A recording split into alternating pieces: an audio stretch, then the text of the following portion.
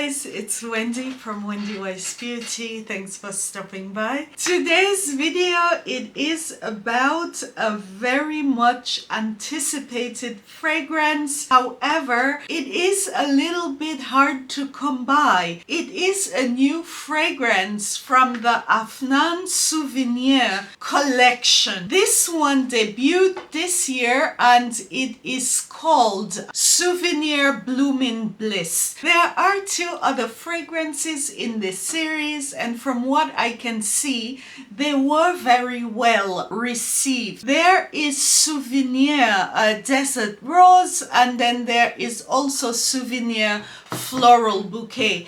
I have not picked up any of the other two because based on some of the reviews that I have seen, they are touted to be or to having the same DNA as your Delina or Delina Exclusive, and I think I have enough of this DNA. But Blooming Bliss, when I read the description of this fragrance, it seems to be different. So I decided, guys, to pick up this one. I waited quite a long time to get my hands on this because it was not available here. So as soon as I got the mail saying that it was available for purchase, I did go and buy it. This is the outside packaging, and the inside packaging, it looks like this. It is quite pretty. It is almost like you would say a Japanese watercolor motif. The fragrance inside, it is the same packaging as the other souvenir fragrances. It is a bit of awkward packaging because when you take it out of the box, it is like this, and of course this is the atomizer here. However, when the fragrance is displayed, it has to be turned upside down. This is the way the top looks, and these are the floral blooms. The actual bottle is glass and also the top. However, this piece here, this clear glass, this is plastic. From looking at the pictures, I did think that the top also is glass, but it is removable, and this is what the actual bottle looks like. This fragrance, it is classified as an oriental vanilla for women. It is placed in the amber oriental family. The description says, like a bloom in the desert sand, this fragrance is supposed to capture the beauty and the resilience of nature in its purest form. I will get back to this a bit later. The top note of Souvenir Blooming Bliss, it is simply listed as vanilla. And this is really a vanilla fragrance. There is vanilla from the opening. It remains in the dry down of the fragrance. Right as I smelled this fragrance, I have been testing it and playing with it. I do not find this to be very original or different from a lot of these other yummy, foodie, fruity fragrances which are on the market. Actually, upon first spray, I was a tad bit disappointed. I thought it would get better. However, it does remind me a lot of Yara or some of your Mancera Roses Vanilla clones on the market. The heart note of this fragrance, it is listed as coconut, caramel, and Palo Santo, which is a fragrance ingredient. It is supposed to mimic a woody, fresh, citrus accord. And when I ordered this fragrance, I was really looking forward to this. I do get quite a good dose of coconut. It is not very woody. The woody notes in this fragrance, they are barely there. It is a bit of a heavy opening, so the coconut, when mixed with the vanilla, it is almost a bit too much. It is not the way I like coconut. I love coconut in fragrances, but I do not like a very heavy, dense coconut accord.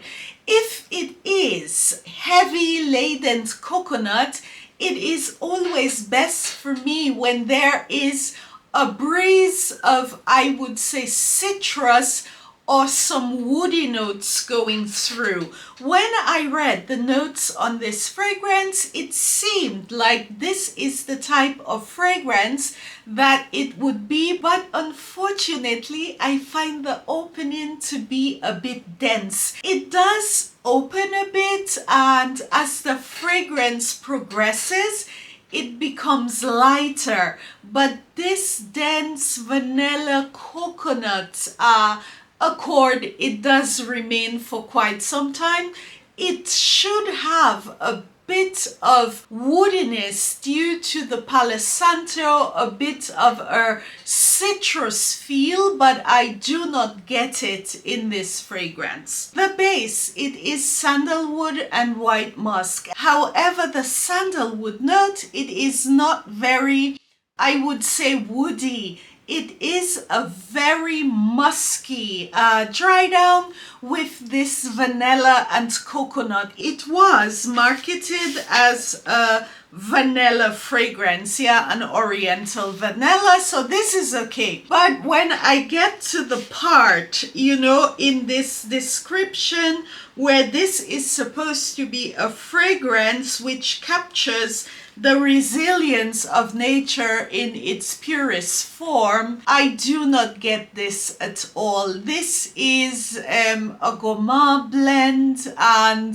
it is not bad, but you need to be someone who likes this type of a dense fragrance. This one, I cannot say it is a find at the moment. I am not hating it, but at the same time, it is not the fragrance that I expected based on the notes. I will keep this. I mean, the packaging is different. It is not a fragrance that I have completely discarded, but it is a fragrance that I will have to work with. I was thinking of layering it with a very light musk, but this fragrance, it is already so musky. This is not a good idea. Maybe I might layer this with Guerlain Basilic Mandarin, which is a very fresh bergamot citrus fragrance, and it might add an aura of air. So I will keep playing with it, and this is a fragrance at the moment I can see myself blending with something else, a more lighter, airy fragrance. The next fragrance that I have, I decided to put it in this video because it is also a pretty fragrance. Guys, I had never heard of this fragrance from Khadlaj.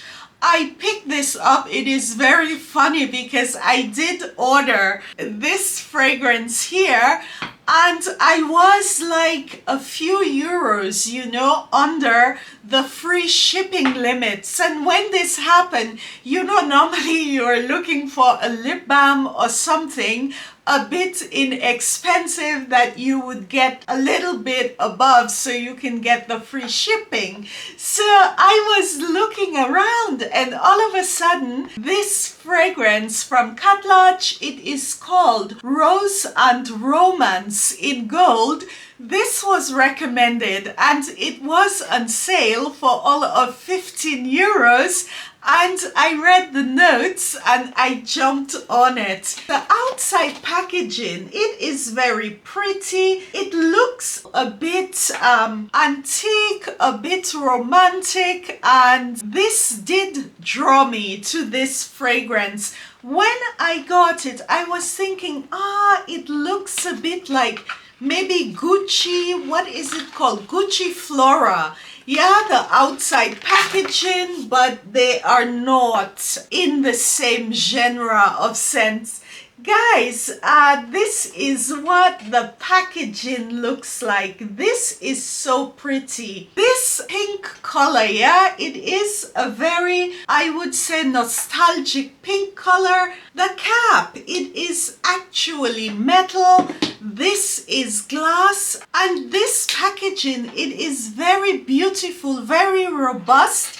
It reminds me of the old Guerlain packaging, and there is a bit of, I would say, what do you call this? Filigree design maybe on here.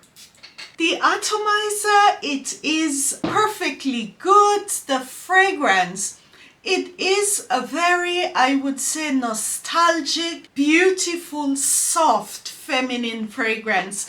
When I smelled this, it smells, it almost, you can say, it reminds you of something you have already, something you have smelled, but then again, it's not. It has this nostalgic touch to it. This one, it says it came out in 2023, but there is another Rose and Romance from Khadlaj, and I assume this is a flanker because the other one, the packaging looks to be a bit older. The description just says it embodies the essence of love. I like this fragrance so much due to this nostalgic feel. It feels like a fragrance from a long time ago, you know, the 50s, the 40s.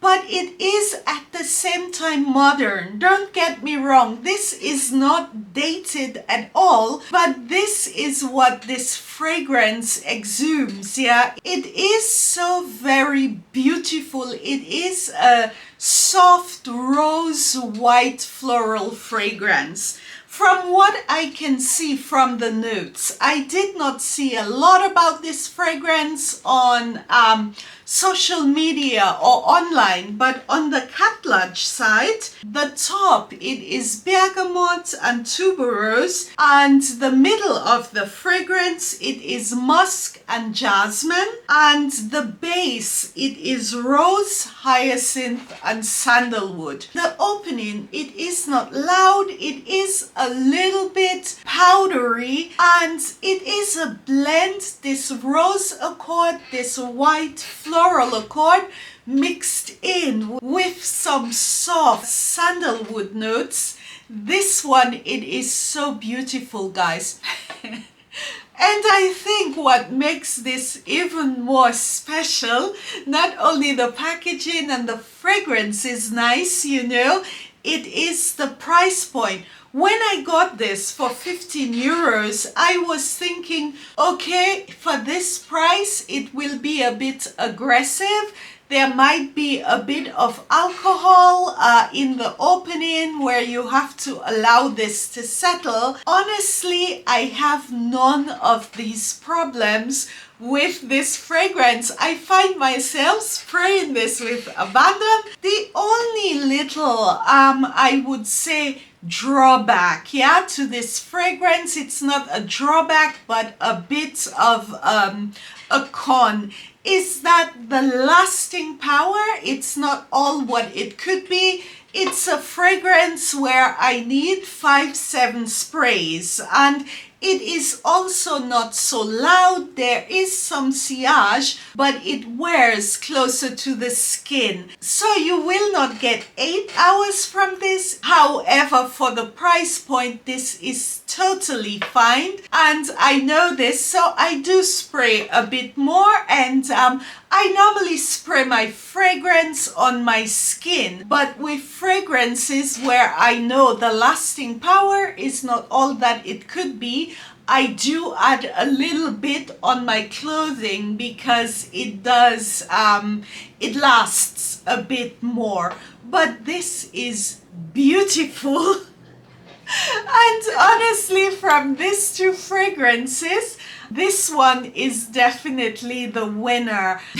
You can say that this one was the consolation prize because this one, it was not what I was expecting. But anyway, guys, thanks for watching. Please remember to like and subscribe. Take care and choose. Bye.